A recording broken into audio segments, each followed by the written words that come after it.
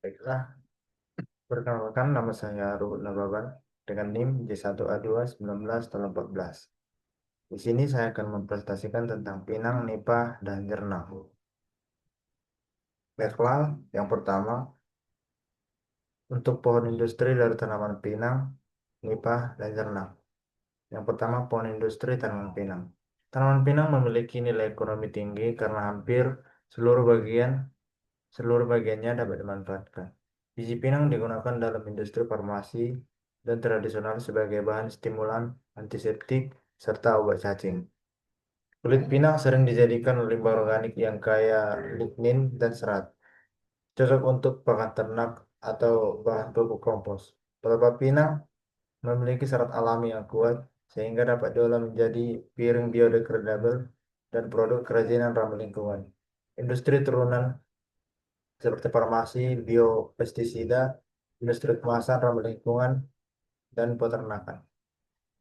Yang kedua, pohon industri tanaman nipah.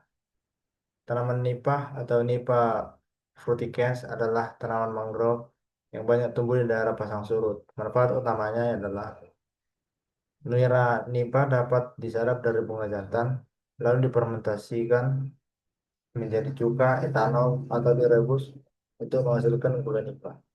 Daun nipah dijadikan atap rumah tradisional atau atap rumbia.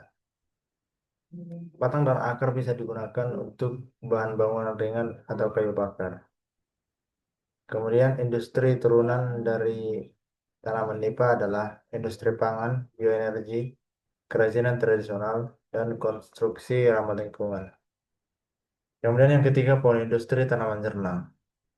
Jernang adalah resin merah yang berasal dari buah rotan tertentu, seperti Daemonoropis draco. Resin ini berharga tinggi karena berfungsi sebagai pewarna alami pada industri kerajinan dan tekstil. Digunakan dalam obat tradisional, terutama sebagai antiseptik dan penyembuh luka. Dipakai dalam kosmetik alami sebagai bahan aktif antioksidan.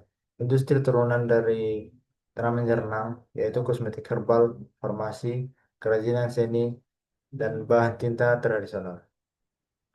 Kemudian, eh, untuk soalan nomor 2, apa komponen senyawa atau bahan penting yang terdapat masing-masing dalam biji pinang, kulit pinang, dan pelepah pinang, dan adanya komponen atau bahan-bahan tersebut menjadikannya dapat diaplikasikan menjadi produk apa seperti itu. Jadi komponen dari tanaman pinang yaitu bagian biji, komponen penting dari biji adalah arekolin, tanin, flavon, flavonoid. Kemudian eh, potensi produk dari biji ini yaitu obat cacing, stimulan, dan pewarna alami. Yang kemudian bagian dari kulit ada komponen penting seperti serat kasar dan lignin. Untuk potensi produknya adalah pakan ternak, pupuk organik, dan bahan bakar biomasa. Kemudian bahan yang ketiga adalah pelepah. Komponen penting yaitu selulosa, hemiselulosa, dan untuk potensi produknya yaitu piring degradable, biodegradable, dan kerajinan tangan. Kemudian yang ketiga, membuat diagram alir proses pembuatan piring pelepah pinang. Jadi di sini ada diagram alur pembuatan piring pelepah pinang, mulai dari pelepah pinang segar, kemudian kemudian dilakukan pencucian dan pembersihan, kemudian selanjutnya pemotongan sesuai ukuran cetakan. Kemudian tahap selanjutnya yaitu pengeringan, baik itu menggunakan matahari atau menggunakan oven. Kemudian tahap selanjutnya yaitu pencetakan dengan pemanas hidrolik. Kemudian selanjutnya pendinginan dan pengeringan ulang. Dan kemudian tahap yang terakhir yaitu pengemasan. Untuk soalan yang keempat yaitu apa parameter mutu yang menentukan kualitas biji pinang. Jadi di sini kami akan menjelaskan parameter mutu biji pinang. Yang pertama, kadar air ideal lebih kecil dari 12%. Kadar air tinggi mempercepat kerusakan dan pertumbuhan jamur. Yang kedua, warna biji. Warna coklat mengilap menunjukkan kematangan sempurna. Warna kusam menandakan penurunan mutu. Kemudian yang ketiga, ukuran dan berat biji. Ukuran dan berat. Biji seragam lebih disukai oleh pasar ekspor karena mempermudah pengolahan dan pengemasan. Kemudian yang keempat, kandungan kimia. Tanin dan arekolin berperan penting untuk industri farmasi. Nilai kandungan ini menunjukkan kualitas kimia biji. Kemudian untuk menjawab soalan dari soalan nomor 5 itu bagaimana cara panen nira dari tanaman nipah dan pembuatan diagram alir gula, pembuatan diagram alir, buat diagram alir pembuatan gula nipah. Nah, jadi di sini eh, cara panen nira tanaman nipah yaitu yang pertama pilih tandan bunga jantan yang sudah matang atau menggantung. Yang kedua, iris ujung bunga dengan pisau tajam. Yang ketiga, tampung cairan nira yang menetes ke dalam wadah bambu atau botol.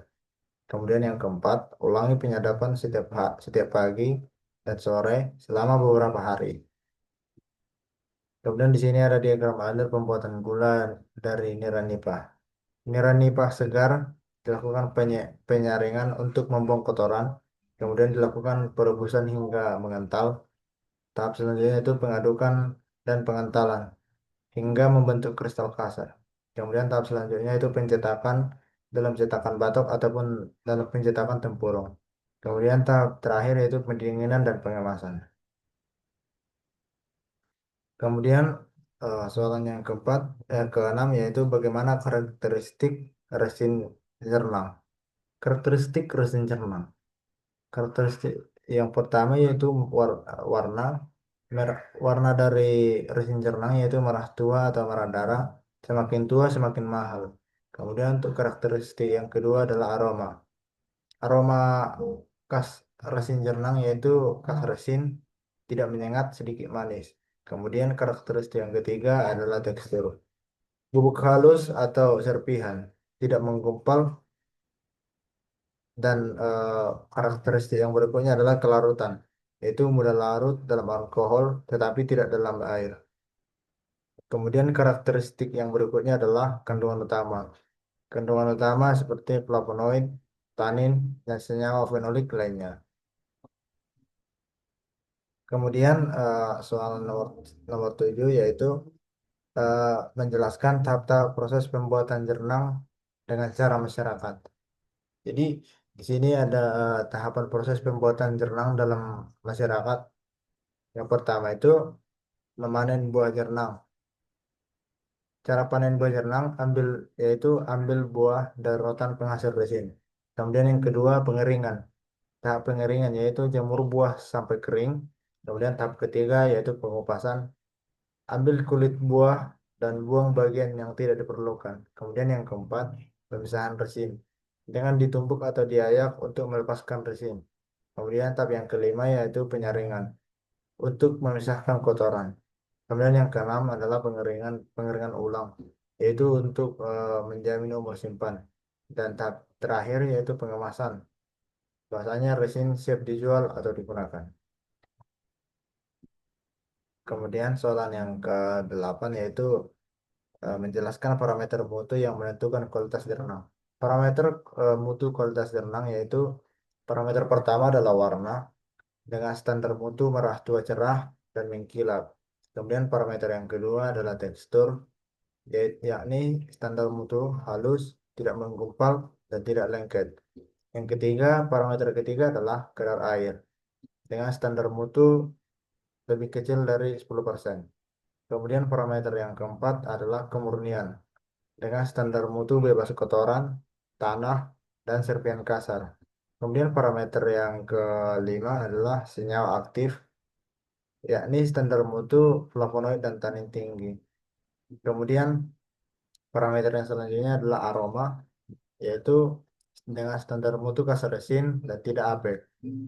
Dengan parameter yang terakhir ya adalah daya larut, dengan standar mutu larut sempurna dalam alkohol. Kemudian untuk kesimpulannya, bahasanya pinang, nipah, dan jernang memiliki potensi besar sebagai bahan industri lokal yang bernilai tinggi. Pemanfaatan bahan ini juga ramah lingkungan dan mendukung ekonomi masyarakat. Pengembangan teknologi sederhana bisa meningkatkan nilai tambah dan daya saing produk lokal di pasar global. Demikian presentasi yang dapat saya paparkan. Sekian dan terima kasih.